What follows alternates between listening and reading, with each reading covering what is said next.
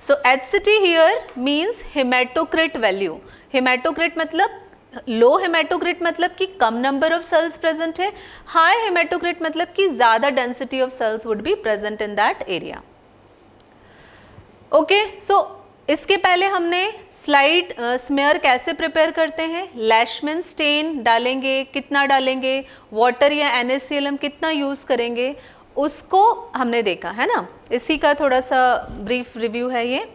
So next is your staining of blood smear. Staining the blood smear by drawing up your slide. आपने slide को dry करा है, ठीक है। आप चाहे तो उसको एक रैकर पे भी रख सकते हैं, रैक भी कर सकते हैं उसको, है ना। ब्लड स्मेयर जो है उसमें आपको सैंपल कलेक्शन के बाद में या स्मेयर बनाने के बाद में 1 से 2 घंटे के अंदर आपको उसकी स्टेनिंग प्रोसेस कर लेनी चाहिए, ठीक है। थर्ड स्टेज में यहाँ पे एक्सप्लेन किया गया है कि जो लैशमैन स्टेन है उसको केयरफुली कवर करना चाहिए, कोई सा भी एरिया अनकवर्ड न रह जाए स्टेन से। स्टेन को एक्ट करने के लिए आपके स्मेयर के ऊपर लगभग आपको 2 से 3 मिनट देने चाहिए, और आपका जो डिस्टिल वाटर या स्टेन है जो आपका एक्स्ट्रा वाला है उसको आपको हटा देना है। और कभी भी आपको कंसनट्रेटेड फॉर्म में स्टेन यूज़ नहीं करना है, ऑलवेज यूज़ सलाइन और डिस्टिल वाटर जितना आप स्टेन यूज़ कर रहे हो स्मेयर को कवर करने के लिए। एंड एक्स्ट्रा वाला जो आपका स्टेन है आपको उसको वॉश ऑफ कर देना है यूजिंग द टैप वाटर। जब भी आप अगर उसको डायरेक्टली स्लाइड को टैप वाटर में वॉश कर रहे हो तो उसका जो फ्लो है वो काफ़ी कम होना चाहिए। उसके बाद आपको थोड़ा सा ड्राई करने के बाद में एक्स्ट्रा जो वाटर है उसको वाइप ऑफ कर देना है। देन आपका जो स्मेयर है या आपकी जो स्लाइड है it is ready for the microscopic examination.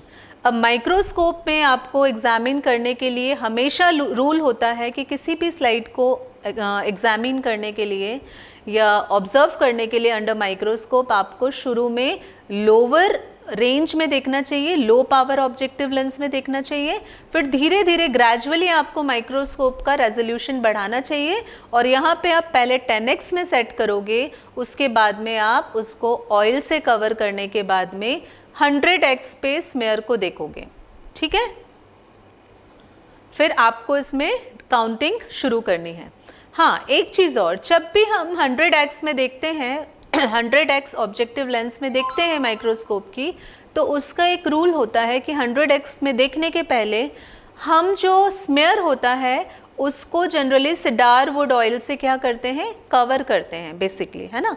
तो हम कवर क्यों करते हैं, बिकॉज ऑयल की वजह से जो रिफ्रैक्टिव इंडेक्स होता है वो काफ़ी बढ़ जाता है। तो रिफ्रैक्टिव इंडेक्स बढ़ने की वजह से जो रेजोल्यूशन है या जो सेल का स्ट्रक्चर है वो काफ़ी क्लियर हो जाता है। अब आपको उसके मॉडरेट डेंसिटी वाले रीजन में सेल की काउंटिंग करनी है, ठीक है, उसकी मॉर्फोलॉजी के बेसिस पे।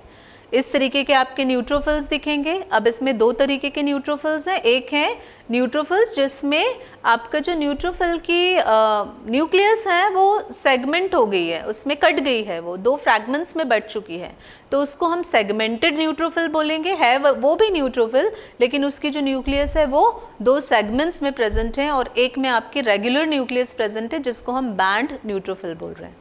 इजीनोफिल, जैसे मैंने आपको बताया था कि जो इजीनोफिल आपको दिख रहा है ये किस तरीके से आपको दिख रहा है, ये देखिए 2 लोब्स को एक ब्रिज से जॉइन किया हुआ है। ये आपके बेसोफिल्स हैं। ये देखिए बीच में ग्रैनुलोसाइट्स आपको दिख रहे हैं, किडनी शेप के 2 आपको न्यूक्लियस के लोब्स दिख रहे हैं। यहाँ पे मोनोसाइट सबसे बड़ा है, आप देखिए बाकी जितने भी आपको दिख रहे हैं दे आर द न्यूट्रोफिल्स, और बीच में एक अकेला मोनोसाइट काफ़ी बड़ा दिख रहा है।